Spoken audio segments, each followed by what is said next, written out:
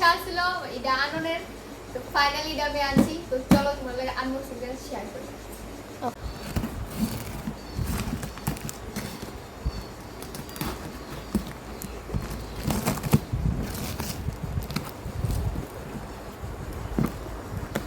ক্যামেরাটাও তো সুন্দর আছে,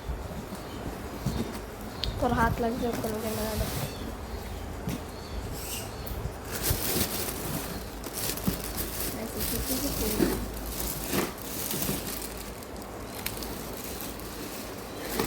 এই যে এডি বাক্স।